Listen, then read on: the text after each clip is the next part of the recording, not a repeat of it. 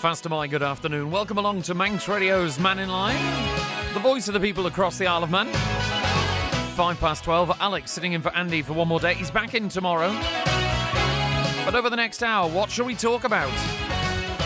Well, Manx Care, regularly in the news, and it fails to not be in the news again today. We're talking about whether the call for Tynwald members to actually join the Manx Care board, it's been described as misguided. Okay, by the minister. Would you like more political oversight or not? And also whistleblowing. Do you want to have politicians added to the list of prescribed persons in whistleblowing cases? Because apparently the Department of Enterprise has had a decision not to add politicians to the list of prescribed persons in whistleblowing cases. We've heard the reaction from Julie Edge about that one. Or have you got something else you would like to discuss on the line? 66 13 68, as always, is the number to call. It's quicker to get through by phone because we'll go to those first. And, you know, the other day I criticised Bonzo for not being quick enough, and he's rung in straight away today. Hello, Bonzo. Hello, yes. Well, I thought I'd be polite today and not keep you waiting. That's very kind of you. Thank you very much. I believe our very own man on the phones, Mr. Chris Quirk, said you're feeling very positive today.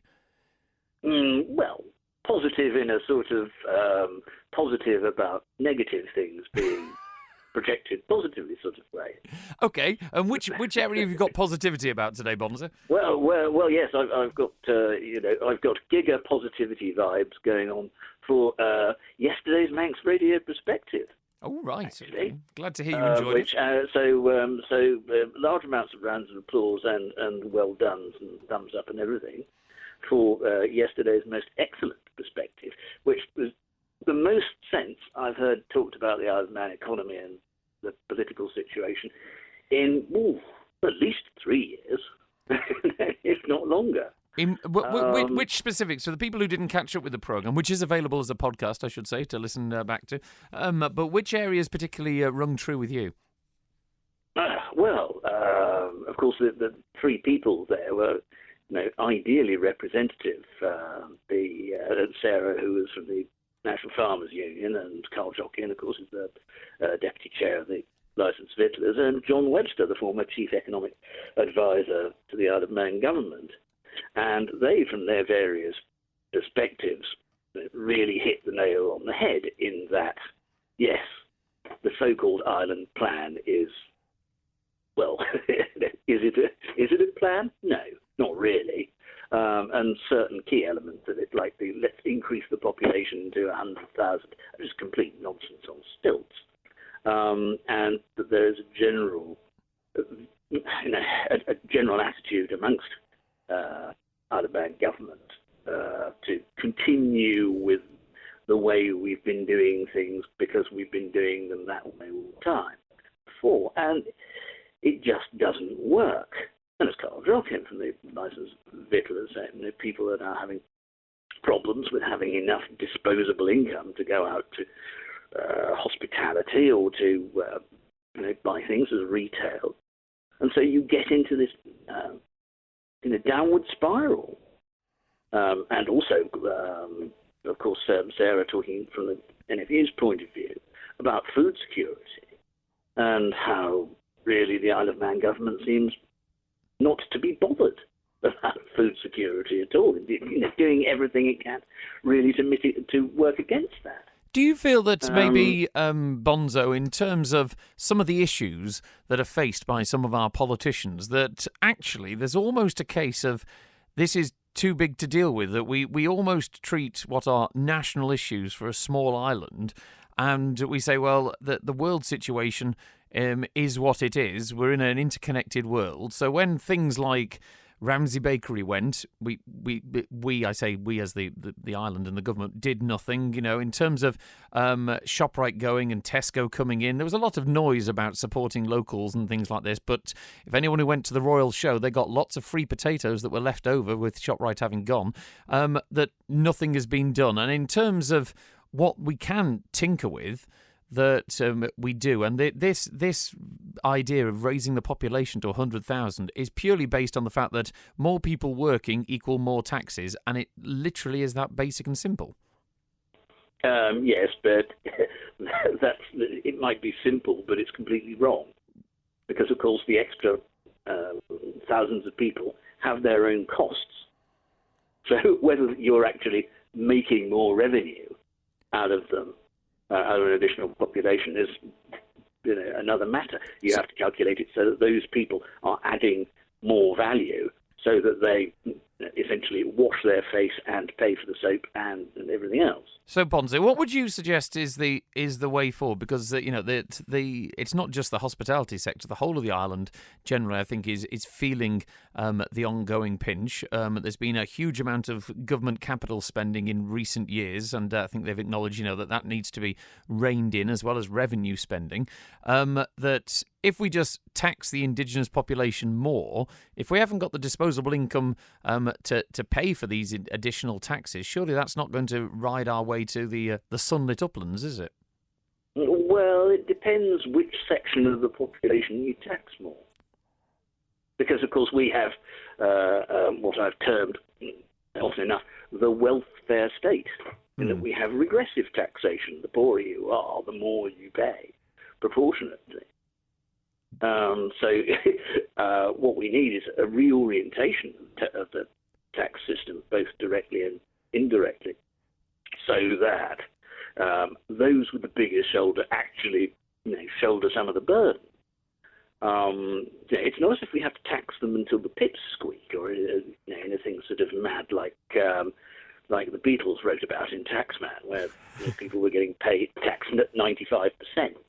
But we don't have to do that. But that's a regular argument, isn't it? That we hear this, Bonzo, from when the UK politicians are talking and hammering it out, and we talk about it here on the Mannin Line a lot. The whole idea of effectively taxing the rich more, which is very basically what it comes down to, and that almost seems on paper to be quite a simplistic way of sorting it. So why has no government ever done it? What's the downside to just taxing the rich more?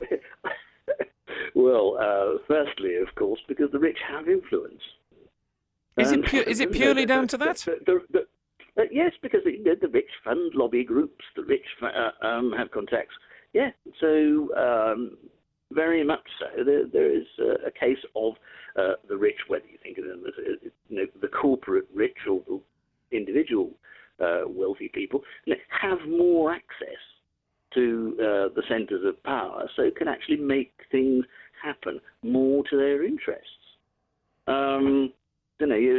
You see that now. It's not just in sort of UK society or here, but I think generally in Western societies, I think the concentration of wealth is now at levels not seen since the French Revolution.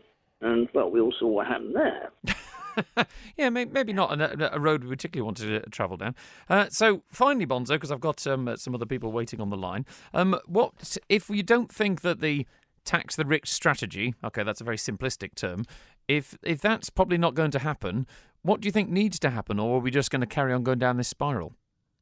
Well, we need to get some more revenue, and obviously one of the easiest things to do is the offshore wind farm, and progress that as quickly as possible, and make sure that we get the best deal from it, and we're not going to just have another fiasco of Bull Ferry Terminal, where we come in as the simpletons from country bumpkins from across the water and just get rolled over. Okay. Well, thank you, Bonzo. Thank you for your call, as always. It's great to speak to you. And it was nice of Bonzo to be on so early today as well, so I appreciate that, Bonzo. Thank you very much. Let's have a look at quickly some of your texts as I go to the next call. Hi, Alex. Mr. Hooper should be fired. Okay, the main reason... Nobody knows who he supports. Comyn, Manx Care. He's completely distanced himself from Comyn in his social media posts. Yes, Mr. Hooper's social media posts are definitely, shall we say, charged, aren't they? I think you could possibly argue that if you didn't realise he was a politician, he would certainly be a bit of a campaigner and a warrior on social media. But that's a good point. Who or what does he stand for? Is he standing for Comyn in terms of they have collective responsibility, but he's also the MHK for Ramsey. Let's have a look. Texter 313 Gaz, who says, does anyone know what the Auditor General is doing? And have they made any differences to government overspend? Oh, that's a good point. And what else here? I heard someone on your programme last week, I think from Douglas Council, spouting off that they've cleaned this up and all other sorts of mended things if they wanted brownie points for doing their job. They don't understand that things don't need major work if they're kept maintained, clean and tidy in the first place. But apparently there can't be any maintenance programmes anymore. And then someone says, don't go and complain on the Mannin Line. That's a bit rich if they can't do the job they're paid for. Now it seems they're planning to use volunteers to work for them. Scandalous! What are ratepayers playing for? This place is a mess. Thank you, Harry. Don't mince your words on that one. And thank you to Texter 123. It says, Alex, Manx Care. Government needs an overhaul of their spending. For example, stop all this green spending. Stop the MUA onshore wind farm. Get a cable from the Orsted one. Deal with the spend on unnecessary cat's eyes. I could go on. Buy our own healthcare from across. We have little genuine skill here. Our population isn't big enough. I think I mentioned this on a previous Mannin Line. Has anyone ever looked into? We do have this idea that we must do everything ourselves. It's very much the nationhood idea, and I know we've got it when it comes to food security. But are we in a world now where we just cannot afford to? Do we need to generate our own power here when a cable under the sea could generate it for us and we pay for it? Do we need to have a hospital that does every Tom, Dick and Harry operation, or do we just have an acute centre which deals with medical emergencies and we pay for services on the UK NHS? Okay, and tap into that. Air traffic control, and the fact that when we've had all these problems of flights being cancelled late at night because you don't have enough air traffic controllers. Can it be done remotely from the UK? London City, I know, has remote aspects to its air traffic control. Could we have that here? Or are we just wedded to the idea that it must be on the Isle of Man because we're this standalone nation? Okay, or is the economic reality that maybe we do need to effectively contract some of our stuff out to the bigger boys across the water in the UK? It's just a point. I'd be interested to hear your view on it. Stephen's been waiting patiently, wants to talk about Manx Care. Good afternoon, Stephen. Good afternoon, Alex, and good afternoon, listeners. One of your texters has mentioned something I wanted to discuss as well, but I do think that I can understand why Chris Thomas has brought this motion, because I think there's a great deal of exasperation must be not only in political circles, but also amongst the general public on the island, because to have an announcement that operations are to be cancelled, it must have caused a great deal of concern, and people will be frightened for their own health of what's going to happen. But I'd like to just raise some topics for the listeners to think about, which I think are for general debate. And one is, I do feel that the Minister for Health has got to decide, is it there for collective responsibility from Comin and to install that discipline on Manx Care? Because it seems to be, at the moment, all he has done is megaphoned what Manx Care has said in relation to this the cuts. Now, surely the political decision makers have got to say, no, that's not right, I'm not accepting that position, and go away and think again. Now, when Manx Care says they've thought about all things and that's the only thing they can do, I don't accept that for one moment, because, and the reason I don't accept that is that the doctors, and it's been reported on Manx Radio, have said that the first thing that they knew about these elective cuts to operations was when they heard it on the news. So I don't accept that this has been fully thought out. It almost as if Manx Care are cocking a snoop to the Treasury Minister and the Chief Minister and saying, well, we dare you, we're going to do this, which has created a great deal of concern amongst the general population.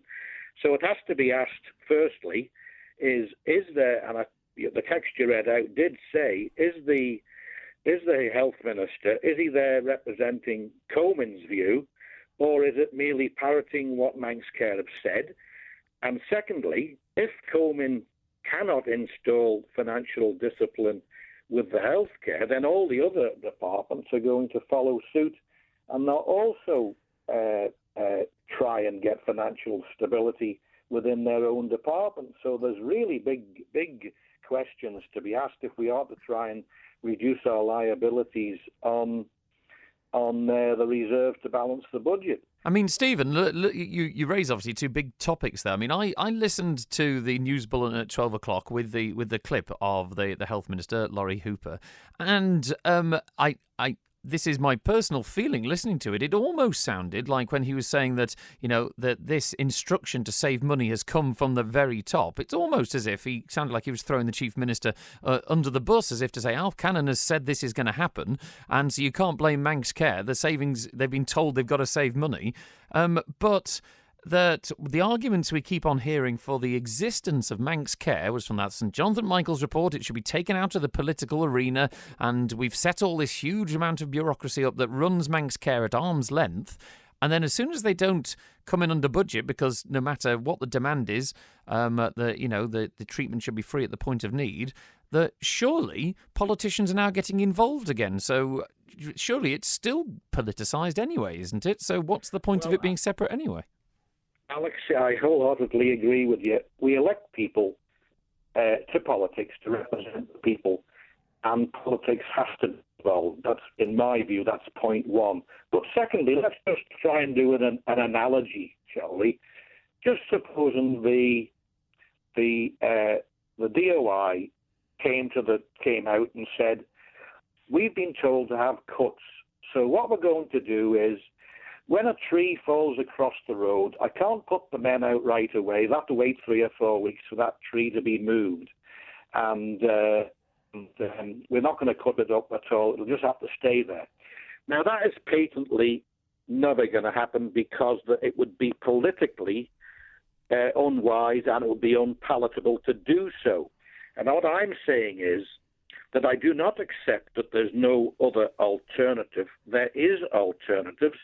And if the medics weren't consulted in the first place to see could they offer solutions to cut some of the costs, and don't forget, Manx Care did have a huge increase in their budget last year, I'm led to believe, and then we have the ring-fenced amount. So to me, this is Manx Care cocking a snoop at the Treasury Minister, at the Chief Minister, and saying, we dare you, and this is our next move, do what you're going to do next. And I think that the Health Minister is letting the political discourse down, because he should have said to Manx Care, it's not acceptable, it's not palatable, and I instruct you to go away and find another solution. That's the hard duty of politics. Okay. Thank you very much, Stephen, for your opinion on that one. It's always good to chat to you. Have a good day. Thanking you. Cheers. Lovely to hear from Stephen there. Do keep your calls coming in. We've got another one on the line in a moment. 66 13 68. A couple of texts. Thank you to 502 who says, what is elective surgery? Okay, we need to know what type of operation Manx Care are expecting this airy term to cover. I would imagine elective surgery is one that you actually elect to do, so it's not life-saving surgery. But I'm willing to be proved wrong on that. As you'd imagine, working on radio means I do not have any degrees in medical science. Charles says, hi, Alex. I see from the local newspaper that Isle of Man Railways have taken delivery of 2 small diesel locos. They seem to have got them at a very good price. What happened to the one that was bought 10 years ago, nicknamed the Cabbage? I heard it cost over £400,000. It's hardly been used. Do they still have it, or has it been sold? Any skeet? I know you're into local railways. The original diesel. Now, this was the one that there was a proposal put to Tynwald to buy a brand new diesel, wasn't there? And this is well over a decade ago now. Although it was the same minister, I believe Tim Crookall was in charge back then as well. And Tynwald turned around and went, nope, go and get yourself a second-hand one. So they bought a second-hand one, and it's been problematic ever since. You see, so it was an example, some would argue, of that politics getting in the way and making a short-term economy, which has not produced a long-term saving, because they bought cheap. What's the phrase? Buy cheap, buy twice. It's still here. It's still not working, as far as I'm aware, down at the railway yard, but maybe it's a very good example of when politics messes, where it doesn't know what it's doing. Okay, and you could put that across to the other topics we're talking about today. There we go. Thank you to 470. The government just don't care about this island and they are financially happy to ruin it. The government seems to be going backwards rather than forwards. That's more of a perception, I would possibly argue. Okay, there are areas where things are improving. Importing more people to pay more taxes doesn't work, says 179, because they have their own costs, as Bonzo said, and they too will age, and then we'll need more people to come in and replace them. Decreasing the size of government and improving birth rates is the only long-term solution. When you say improving birth rates, are we just, expecting the government just to turn around and do a marketing campaign saying, I don't know, get pregnant? How do you improve birth rates from that point of view? Okay, surely you make a place more suitable to start a family, and that's more long term. That requires money and investment in infrastructure, investments in things to do. Okay, it used to be known as the chairman's wife syndrome. Okay, we can all talk about building new properties and brownfield sites and all this kind of stuff and better roads, but quite frankly, who wants to live in a place where there's nothing to do? And we all finish work at the end of the day and think, what are we going to do? Or are we happy to be an island where we just all connected to Netflix every evening or go to the pub? There's a question for you. Charlie's been waiting patiently on the line. Charlie, you want to talk about buses and Manx Care? Yeah, I've only been waiting 20 minutes, 11 seconds. I thought it was a call-in programme, not text. Thank you. Anyways, I had a coffee in Douglas this morning with a retired bus driver. Mm-hmm. And I said, it's a shambles. He says, it is. He says, I've been asked if I'll go back to work. I'm retired. They're actually asking retired bus driver to go back to work. Now, on a safety concern, if they're retired and pensioners, I don't think that can be safe. In fairness, Charlie, that's possibly based on personal perception. I do know that if you drive a PSV, you have to pass medicals. Correct. When you get to a certain age. So I would say that might be more scaremongering, that you're not just going to stick someone who's old in charge of a bus without them going through the proper safety checks. If they're retired, surely they have to go back for their PSV. To be honest, I can only tell you from a railway perspective, which of course is a public service vehicle, that when you get to a certain age, you have to have a yearly medical with a doctor to sign you off to maintain your hand. So I'd imagine it would be the same with bus drivers. Well, they'll have to have medicals before they come back from retirement then. Yes. Okay. On healthcare, they're saying they're going to save so many £1 million a year. Mm-hmm. Last time I had to do with Noble's Hospital, I talked to the nurse. She was on a 12-hour day. Now, if she's on a 12-hour day, because they've shut the theatre for 5.5 operations, they'll still have to pay her for the 12-hour day. Mm-hmm. The anaesthetist will have to be paid for his contracted work, and the surgeon will have to be paid for his contracted work. So the only thing they're saving is non-use of a theatre. But in terms of the actual surgeon you mentioned there, they're going to have to pay him for his non-contracted work. I don't know the details of contracts, but surely they're paid by operation, aren't they? I wouldn't know. Don't forget, the health service is arm's length, the same as a steam packet.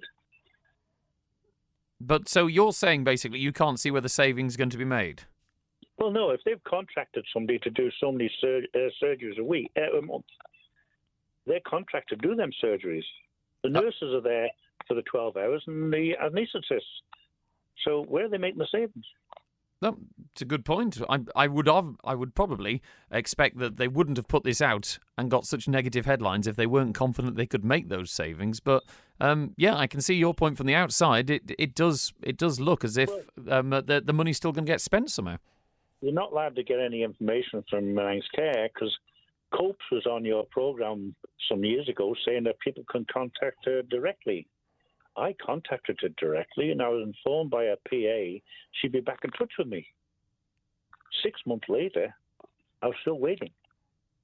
The argument would be, I'm sure, is in terms of processing freedom information requests and getting back to you. Surely that's using up time and money and resource, which they would argue is actually it should be better used elsewhere. Because that's an argument, of course, against freedom of information, that lots of time, money and resources spent just giving out figures to people. Well, pick up a telephone and have a 5-minute conversation with somebody instead of misleading or lying to the person who rang them up. Yeah, well, as I say, it depends on, I suppose, your point of view on either side. But so you would like to know, effectively, Charlie, where the savings are actually coming from. What's the detail of the savings? Yeah. Well, they're still paying the staff's wages. How are they making that sort of saving? Good question. And if anyone from Manx Care is listening, and we would love to know. And, of course, we'll try and get that information. Thank you, Charlie. Good to speak to you. Always lovely to hear from Charlie, who's a regular contributor. If you're new, by the way, and you want to ring up the Mannin Line, 66 13 68 is the number to do it. Let's have a look. A few more texts before we take a little break so I can have a cup of tea. With regards to the government saving money, do they still pay employees full pay for 6 months if they're off sick? I see some people that are on the sick having a great time. Okay, well, once again, that's very good pub talk. And, you can't just go off on the sick without a doctor's note. So I don't know the individual details of everyone's personal contracts. It's not just Manx Care with problems. Community service for offenders has stalled because of the lack of funds, yet the head of probation service still doesn't live here. Travelling to and fro every week, being put up in a hotel for the time that they're here. How can that be effective? Might be effective by the fact that we might not be able to get the people here. Okay? This is part of the problem that was highlighted earlier in a message that in terms of running a health service, you do have to import people with skills and experience. Otherwise, actually, putting someone in a post with no experience could be even worse. You know, say if you put someone in experience of negotiating a new ferry terminal building in Liverpool and you get the wrong end of the deal, it can be quite costly. You see, there's an example for you. I did get a text on Friday saying, Alex, I'm interested in what was texted in regarding the Isle of Man government being paid to take in asylum seekers. I know you said you need proof or seeing something with your own eyes. However, that I put this very big question to an MHK this week and I've yet to receive a reply. That's from Jamie. Well, I did look into this, got the newsroom to look into it for me, and apparently we can't receive or process asylum seekers. That was according to the Chief Minister in August. It's in Hansard. So if, Jamie, you want to go back and have a look at the August Tynwald, you will find an answer from the Chief Minister, and it's a written answer published in response to a question from Jason Morehouse asking the Chief Minister about that, and that's on the 22nd of August. So if you want to look back at that, you can do. The NHS in the UK are sending their patients to private hospitals. I've actually seen a healthcare worker run in the opposite direction when they saw a very poorly elderly person enter A&E. Did you? I think that could be possibly a little unfair, just saying that, the staff at Nobles. I've never found staff at Nobles to be anything but helpful and doing the best they can. Hi, Alex. Another question I have is Mr. Hooper trying to get sacked so he can claim no responsibility for the later fallout? Well, that's play on politics, I suppose. You know, sometimes politicians in different spheres do try that technique. But you know what? Time will tell. Francis says, Alex, have you and the listeners seen the state of the new £50 million plus Douglas Promenade? It was only 25 million, just to put a bit of, fact in there. Sorry about that. It's crumbling in the same state pre-refurb, and that's the mess that's supposed to be the airport gardens is not acceptable. The two gateways to the island are total eyesores. I've said it to the visitors. Total eyesores, and that says it says to the visitor, the state of the island, the government just don't care. The airport is in a sorry state. I've travelled through there a couple of times in the last few weeks myself, and the chairs are pretty awful. We don't have the next generation security checks either. I noticed that you get through at London City. You don't have to pretty much strip off all your underwear and everything else to go through London City, and you can keep your belt on and everything. It's quite exciting. Whereas the departure lounge, a lick of paint, recovering the seats, and maybe a hand dryer not next to the urinal, because let's be honest, if you're drying your hands in a hand dryer and there's a gentleman using a urinal, you become very unpopular. Let's just say that. Ladies, you don't have to worry about that. But thank you, Francis, for that. And final text on this one, that... Hi, Alex. I'm sure you might have been asked this previously. The ongoing debate involving Manx Care. Is this an overspend, or is the budget simply not big enough? How would you know when someone becomes ill and needs care? Thank you, Pete. Yes, we have been asked that many times, and if anyone has the definitive answer, do let us know. Waltons have hundreds of TVs in stock ready to go, from Samsung to LG, here on the island. Plus, a large range of main appliances in stock, including fridge freezers, washing machines, and everything your home will need from all the top brands like Smeg, Samsung, and Hotpoint. With special offers throughout the store and delivery and installation available, check out Waltons on Facebook or waltons.im. Or, even better, visit Waltons in Isle of Man Business Park, opposite Robinson's, for great prices and great service.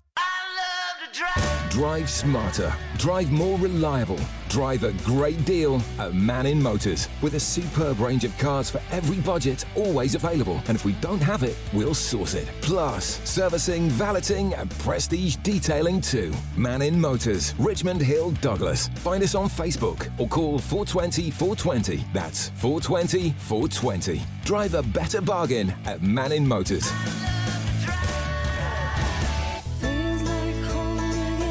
With the nights drawing in, as soon as you turn your lights on, home can feel like you're living in a goldfish bowl. So this winter, give yourself privacy and extra insulation with blinds custom made right here on the island by Talbot & Son. And with automation too, coziness comes at the touch of a button. Call in at Snugborough Trading Estate Union Mills or visit talbots.im now. Agenda is back, and knowing how much you'll have missed it, we're starting the new season with a programme not to be missed. Could the recent Isle of Man Government Conference really have been written 15 years ago? Are more ministerial heads about to roll? Is health spending derailing the government, and is there reason to be optimistic about the final 2 years of the Cannon administration? All this and more on Agenda at 5:30 this evening on Manx Radio with me, Phil Gaughan. Yes, a reprioritised agenda ready to take on the challenges that lie ahead.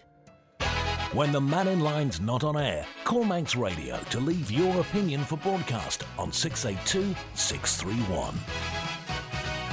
Yes, do give me a call. It's 20 to 1, and I've got an empty switchboard at the moment, which means that you'd probably get through rather quickly, and it'd be lovely to hear from you. So 66 13 68 is the number to call. And don't forget, by the way, we're going to be going back in, delving into our archives before 1 o'clock. We're going to hear John Moss taking two different walks, one through St Mark's during the big snow of 2013, and the other when John went behind the scenes of the new sewers underneath Douglas Promenade when the Irish scheme was being put in. Okay, that is part of our 60th anniversary looking back snippet before 1 o'clock. A few more of your messages coming. Thank you to Nick the Skip. I said, was Laurie Hooper, when the clip we heard at 12 o'clock in the news, was he throwing the Chief Minister under the bus in terms of saying that the orders for cutting at Manx Care came from on high? And Nick says, thrown under what bus? Surely not one on the Isle of Man. Okay, badum-tish. Very good, Nick. Yes, thank you. That our government, this is from, who is it? Terry. Thanks, Terry. Our government needs to realise more isn't always better. We're a tiny island with loads of charm, so we need quality over quantity. Close the borders and only allow people to relocate here if they have a skill or a trade we need, like doctor, nurse, dentist, teachers, and so on. Thank you for that one, Terry. And thank you to Steve, who says, it's refreshing to hear hearsay and misinformation being called out again, Alex. Manx Radio should take responsibility to call it out more, as it's repeated on a daily basis regarding vaccination, energy, boats, assisted dying, immigration, air traffic control, and goes largely unchallenged. Thank you, Steve. Well, there is two sides to this, in the fact that being able to call out everything from the top of your head whilst doing a live radio show is difficult. Okay, I try and challenge everything. It's not popular with some people. I got messages on Friday telling me off for challenging people. And also that it is a public opinion programme. So if you want to call it out, get in touch and call it out. 66 13 68. Because we can't be experts of all topics, of course. But I will continue to do my best. Pete says, hi, Alex. The last I was aware, the head of probation is the prison governor, not someone living in the UK. Thank you, Pete. Well, there is an example of somebody actually messaging in with a piece of information that counteracts the other one. Thank you for that. What else is this? Michael has sent in a text. Hi, Alex. I tried to get parking at Nobles last Thursday, including the overflow car park, and couldn't. I had my young granddaughter on crutches with me. Luckily, after driving around for 15 minutes, I got a park, but I did see a nurse heading to her car and not leaving, so I take it she was on a break. Should the car park be for the people that need to visit the hotel, not for staff to take up spaces, says Michael? Well, I suppose the staff have to park somewhere. So the question is, do we have enough appropriate parking at the hospital? And there was always the sort of urban myth, wasn't there, that people used to park out there and then catch the bus into town and use that as daytime parking out at Nobles, as it was free. Well, you see, that's where the appropriate parking bit comes in. Let's have a look. Alan says, a big building company here is pushing the agenda to increase the population so they can build more houses. Not what we want. Any evidence of that, Alan? I mean, building companies are there to build and make money. They put proposals in and build houses. That I'm not so sure that they have a deliberate policy to increase the population. Maybe they do. But also, you have to bear in mind that our young need somewhere to live. Okay, the population will continue to grow. That, you know, if you are two parents, you will have possibly maybe two children, for the sake of an easy sum. Those two children will grow up, and if you stay here, they will need housing as well, maybe for their own families. So out of a family which was two people cohabiting in one house, you might then need three houses within that generation to accommodate all of the people as they grow up. So you will always need more housing. Rich says, Sir Jonathan Michael's report only cost £500,000. Given how much we paid, why have we not asked him to address how Manx Care supposedly followed his recommendations and got it and the health service so wrong? Oh, so how they've got it so wrong along with the health service by doing what he said. Surely for all that money, he can look at what's happened rather than MHK, who knows nothing about health. That is an interesting point, you know, that we do occasionally go on and on about consultants, and we shouldn't spend this money on consultants and that money on consultants. Consultants normally are experts who come back and at least examine something in detail. And if the St Jonathan Michael's report cost £500,000 and it's not worked as Hazard hoped, you know, it's quite a common thing, isn't it? It says this on paper, and people who have that sort of brain go, well, this will work. And then you put it into practicality, and then it sometimes doesn't work. So maybe he comes back and reassesses it. That's something I've not heard. We will go back to the phone lines because, it's good to hear from Dewan, who's on the line. Hello, Dewan. How are you, Al? Are you all right? I'm not so bad. Whereabouts are you on the globe at the moment? Are you in warmth or cold? Well, we're in the warmth, but we're just waiting for a second hurricane to come through. So everything's a little bit precarious at the moment. Have you met Milton yet, or is it Milton you're waiting for? Yes, Milton is what we're waiting for. Helene caused a lot of devastation last week. And of course now the streets are filled full of furniture and debris from houses that were flooded. Oh dear! And now of course Milton is coming through. It's now going to cause they're now obstacles because it's now could be flying debris. So not in a good state down here at the moment, unfortunately. And people are now evacuating for the second time in a week. So yeah. Beside that, all good. Disney's open. Disney's open. Of course, Disney's open. It's driven by money. Of course, the mouse wants some cash. Anyway, you want to talk about Manx Care, June? Yeah. Manx Care. It's a difficult one, isn't it? And I don't know what the answer is really. Manx Care covers more than the hospital. I mean, Manx Care covers our probation services. And foster care services and a lot of others, which I think people don't sometimes take into consideration. And the situation, from what I can see in some of these other services, has not improved over the years either. There's a lot of things which is just keeps rolling on and rolling on and rolling on. So we've got a lot of our younger people who are in the care service who are still needing and they're needing that security of continuity. So we have that as an issue as well, which is still ongoing. But the NHS, we were talking before, and you said about, I mean, we had a lot of people who've been brought here, and we've classed the island as a place for people to retire to. So that kind of destabilizes our population a little bit when we do that, because these people come here and they've put their national insurance money in all their lives, and I think some of it transfers over here with them. But for 30, 40 years of their working lives, they've never needed to claim anything off the national insurance in England. So, the UK have had quite an easy run probably. But when these people come over here, quite rightly, they want the treatment that they've paid in for the last 30 years. So the pressure is now on us, because now we've got a massive shortage of experienced doctors and such like. So, and the cost of all this here relative surgery. So the government's kind of destabilised us a little bit by doing that. I mean, in terms of the cost, I just want to put you right on one thing. You mentioned that Manx Care was responsible for the probation service. That's definitely the Department of Home Affairs through the prison. So that's one part that Manx Care doesn't have to work with. But they, in terms of the payments, now this I don't know, and I'm willing to be informed on this, and I have to do a bit of research. If you've lived all your life in the UK and you've paid all your NI tickets and you've paid into the national insurance and you move to the Isle of Man, when you claim your pension, is that paid via the Isle of Man by the UK? Or does the UK keep that pot and the Isle of Man then just has to effectively pay it out of its pot? Well, can I challenge you first on one thing? Can you just check also whether probation officers are paid by Manx Care? So if you want to just clarify that first. Well, at the moment, I've got the Isle of Man Prison and Probation Service here, which is under the responsibility of the Department of Home Affairs, which it says the whole thing, History, Probation, Custody, Support Officers, the whole thing is under the Department of Home Affairs. I can find more details of it, once again, if we're sword fencing, I'd just like to know that one, because I have a feeling that probation services and foster care are under Manx Care. But I stand to be corrected, Al. But if you want to just tidy that one up with head of news, I will find out for you. But back to the funding bit of the NI that you brought up.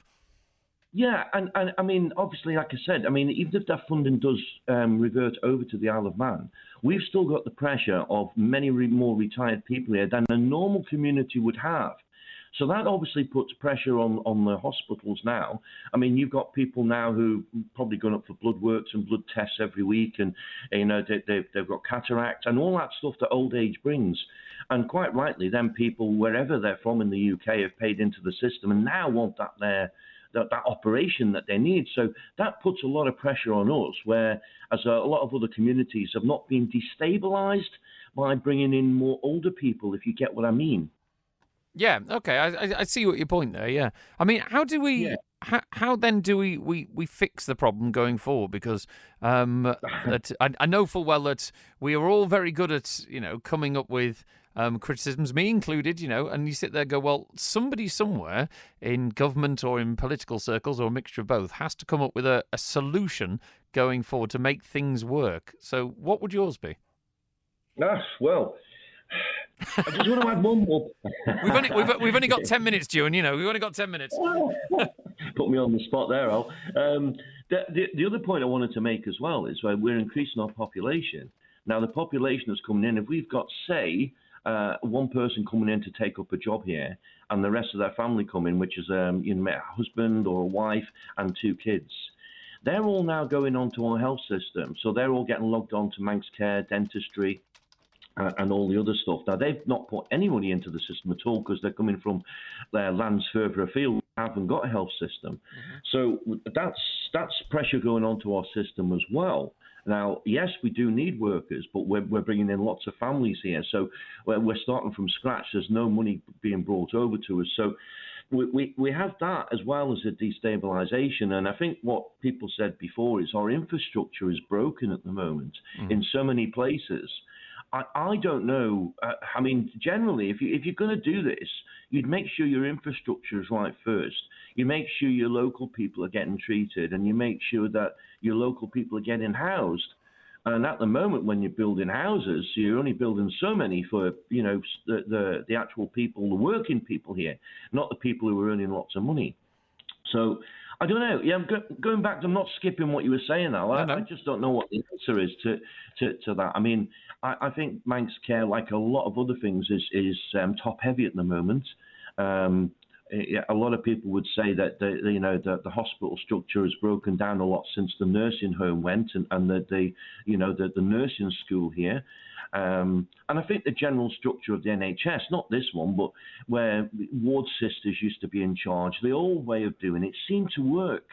Everyone was responsible for their own wards. They were more clinically clean, and everyone had a responsibility. Which, again, within government now, no one seems to take responsibility for anything, and that seems to be a problem. Beforehand, people were responsible for their own individual units, and you could be accountable. And I think accountability is a big problem within government.